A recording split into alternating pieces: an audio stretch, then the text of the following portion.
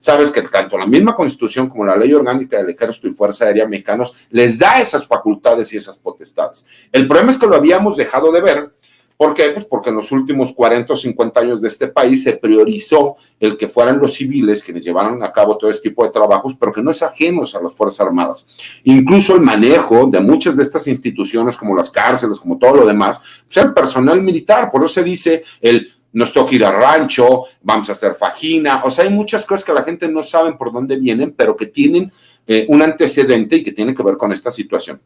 Lo que sí me queda claro es que todos estamos urgidos de que exista seguridad, pero la única forma de que nosotros podamos hacerlo pues, es con trabajo continuo. Y si vamos a seguir cada sexenio implementando una nueva política de seguridad, y yo creo que el presidente eso es lo que quiere, proteger la creación de la Guardia Nacional para que empecemos a ver los resultados que en teoría en esta segunda parte del sexenio empezaremos a ver. ¿Por qué?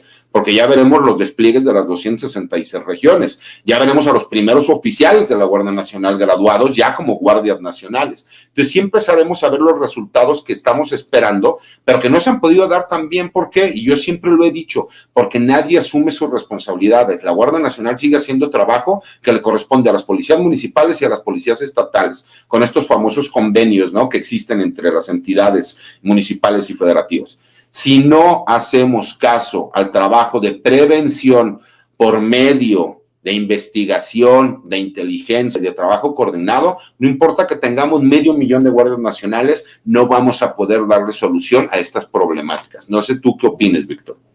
A mí, la verdad es que se me hizo un poco curioso el argumento con el que el presidente López Obrador desaparece Policía Federal, justo aduciendo la corrupción y la disfuncionalidad de la corporación. La verdad se me hizo un poco escupir al cielo precisamente por lo que nos compartías hace un momento, ¿no? Que de hecho la primera camada de Policía Federal nace con personal de una brigada de Policía Militar, ¿no? Y precisamente a mí en principio se me hizo raro, ¿no? Decir, oye, pues es tu propio personal, ¿no? El que ahora quieres poner a que se haga cargo plenamente de las labores de seguridad pública, quienes eran en ese momento los mandos, los protagonistas de la Policía Federal. Y coincido contigo en el sentido de que probablemente sí hay margen de posibilidad para que esta propuesta de reforma a la ley de la Administración Pública Federal y a la Constitución sea aprobada, para que ahora Guardia Nacional esté administrativamente en Sedena, por varias razones. La primera es la que ya nos compartías, ¿no? Seguramente puede haber algún proceso de negociación política en el que alguno de los partidos de la oposición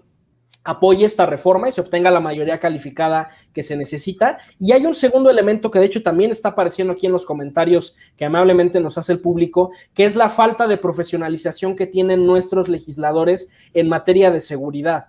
En principio, a un político le pedimos que al menos sepa de política y de economía, al menos, y muchos no cubren ni siquiera ese requisito. Yo creo que un tercer gran requisito sería pedirles a nuestros legisladores que tuvieran algún tipo de formación, un diplomado, una especialidad en temas de seguridad nacional, en temas de diseño de política pública, y en ese caso el ejemplo de los Estados Unidos es muy interesante, porque precisamente como en Estados Unidos se permite la reelección indefinida de representantes, tenemos legisladores que se vuelven expertos en cada tema. O sea, por ejemplo, John McCain era la persona que las Fuerzas Armadas tenían que contactar para soltar presupuesto, para construir una nueva base. Está el Comité de Servicios Armados, la Comisión de Inteligencia, que son legisladores que después de 20 o 25 años de trabajo se vuelven verdaderos expertos en estos temas. ¿Qué ocurre en México? Que normalmente quienes integran la Comisión de Defensa, la Comisión de Marina, la Comisión Bicameral de Seguridad Nacional, salvo uno o dos diputados por legislatura, la realidad es que no tenemos personal que sepa genuinamente de seguridad nacional tomando estos puestos de toma de decisiones. ¿Por qué preocupa que ahora sea Sedena quien definitivamente se quede con el diseño de la estrategia de seguridad pública? Por varias razones. En primer lugar, porque se rompió un equilibrio. Yo trabajé en el Consejo de Seguridad Nacional el sexenio pasado y algo que era muy interesante y de hecho sano hasta cierto punto era la competencia que había entre dependencias.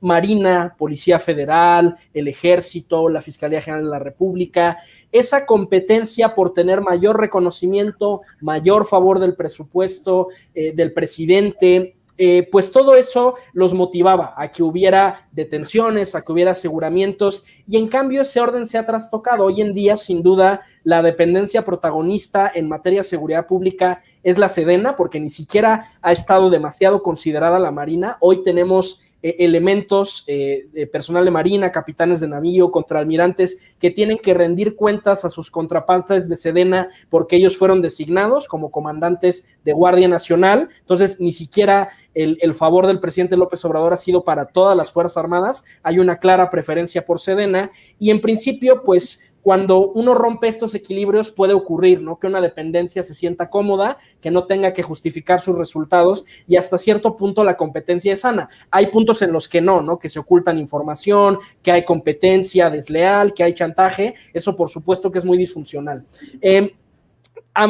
Creo que lo que es importante entender es que la militarización de la seguridad pública no se critica en abstracto, sino que se critica en un contexto muy particular que es el mexicano. Somos un país que tradicionalmente ha tenido muy poco control legislativo, financiero y operativo de las Fuerzas Armadas, y hay varios ejemplos. ¿Por qué razón en México hay más de 500 generales? Esa es una cosa muy curiosa, ¿no? El ejército de los Estados Unidos, que tiene poco más de 1 millón de elementos en activo, no tiene ni 200. Y esto tiene una explicación histórica. Cuando termina la Revolución Mexicana y pues es la familia revolucionaria quien toma el poder en México, una de las mejores formas para poder garantizar una vida próspera y económicamente resuelta a los triunfadores era con estas vacantes tan generosas, ¿no? Tenemos muchos generales, te vas a poder retirar con un buen sueldo y así podemos repartir este ingreso. Y la realidad es que son las propias Fuerzas Armadas quienes se auditan a sí mismas. Tenemos las figuras de los contralores e inspectores en Sedena y en Marina, pero rara vez la Auditoría Superior de la Federación o la Comisión Bicameral de Seguridad Nacional pueden exigir, o ni siquiera tienen los dientes para exigir cuentas a las Fuerzas Armadas, precisamente porque el arreglo revolucionario fue: ustedes van a tener su propio régimen jurídico, un ingreso económico bastante agradable, pero ustedes se van a apartar de la vida política del país. Por eso tenemos el último presidente militar en México en los 50, si no me falla la memoria. Entonces, precisamente este pacto con los militares de entreguen el poder a los civiles y ustedes dedíquense a lo que mejor consideren, hace que sea peligroso que la seguridad pública quede solo en manos de Sedena, porque no tenemos instrumentos ni legislativos ni operativos para exigirles cuentas. Y además, a mí me llamó la atención aquí un comentario que nos dio un compañero Miguel aquí en las redes sociales. Dice, la militarización de la seguridad pública está justificada porque muchas policías locales son corruptas, pero también hay que entender que hay un montón de dinámicas bien oscuras y que seguro César le ha tocado vivir muchas de ellas dentro de las Fuerzas Armadas, que son pequeños actos de corrupción a muchos niveles. Yo me acuerdo de mi tiempo en el colegio militar, había escribientes que te querían cobrar por emitirte tu oficio de vacaciones, por ejemplo, ¿no? Porque tienes que avisar a qué plaza te trasladas. O, por ejemplo, todo el problema que ha habido de machismo en Fuerzas Armadas y cómo al personal femenino se le ve como una especie de mercancía. Y de pronto nunca falta la novia del capitán, la novia del coronel, que por alguna razón nunca monta servicio, o que nunca sale con la fuerza de reacción y que se la pasa muy relax. Y todo este tipo de situaciones también hay que entenderlos, porque dentro de las Fuerzas Armadas, de una forma distinta, también hay este tipo de dinámicas de corrupción y hay que tener cuidado. No hay personas incorruptibles. La única forma de garantizar que una institución cumpla con sus objetivos constitucionalmente establecidos es precisamente monitoreando, con rendición de cuentas, con transparencia, y eso es algo que normalmente no hay en Sedena en buena medida por razones de seguridad nacional. Entonces también hay que tener cuidado, ¿no? También hay dinámicas de corrupción dentro de Fuerzas Armadas que hay que erradicar por el propio bien del personal que trabaja en ellas. Mira, mi querido Víctor, le diste al clavo en muchas cosas, ¿no? Todos sabemos que la corrupción en la misma Secretaría de la Defensa Nacional inicia desde las famosas cooperaches, ¿no? Cuando al cadete le dan el pre o al soldado le dan su primer sueldo, y que por eso es la famosa frase de puro titoca, ¿no? Y para que la gente lo ubique llega el recluta y de repente le dicen, oye, hay un servicio, te toca.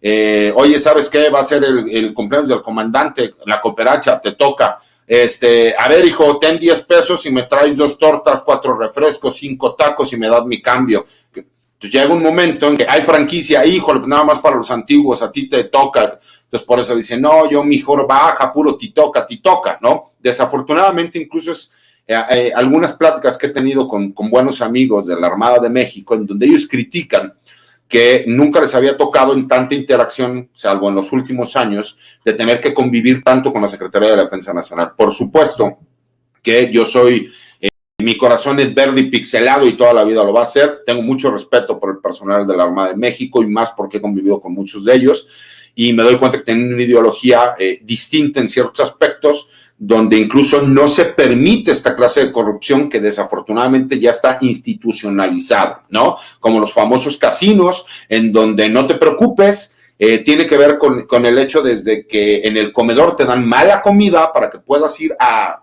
lo que es la botana y poder completar lo que necesitas, por así decirlo, al casino. Si no tienes dinero, no te preocupes, te damos gancho. Todos aquellos que ubican lo que es un casino militar, es más caro que ir a comprar a la tienda más cara que te imagines, ¿sí me explico? Y desafortunadamente eso ha hecho que todo lo que es el espíritu de cuerpo, todo lo que es la hermandad que existe dentro del mismo ejército, pues se había deteriorado. ¿Por qué? Porque por la culpa de unos cuantos, pues se termina afectando la moral de la gran mayoría. Y que el miedo, como bien lo comentas tú, es que muchas de esas malas prácticas se lleven a la Guardia Nacional.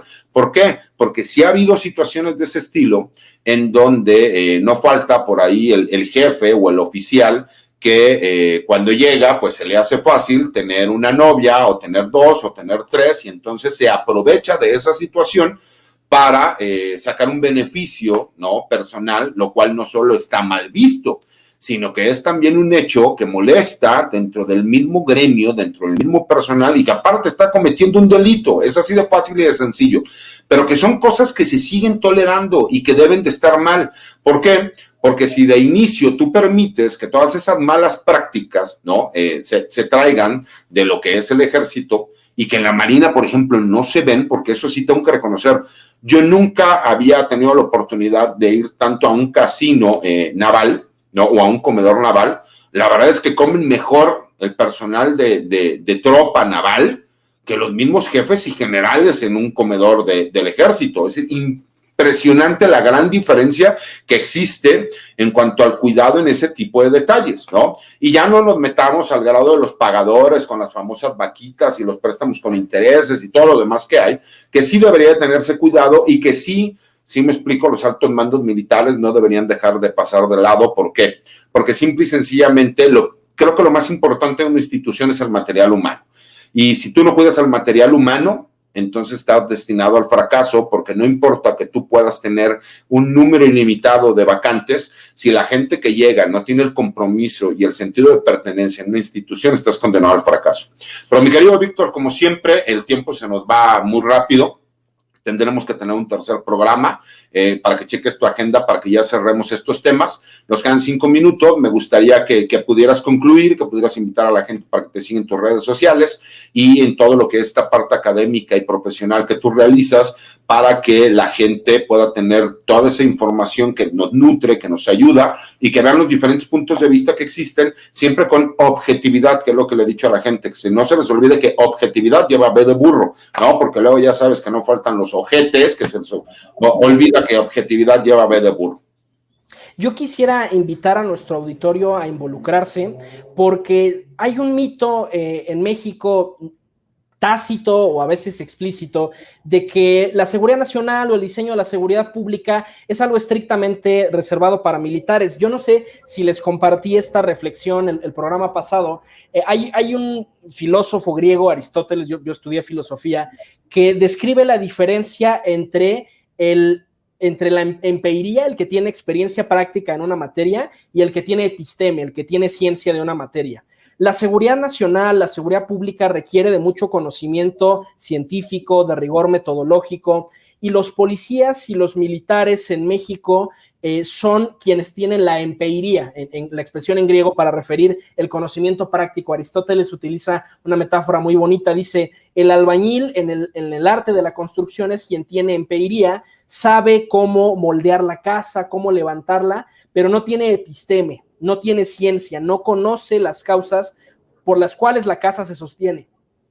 En cambio, el arquitecto no solamente puede construir la casa con sus manos, sino que además conoce la geometría, conoce las matemáticas por las cuales la casa se sostiene.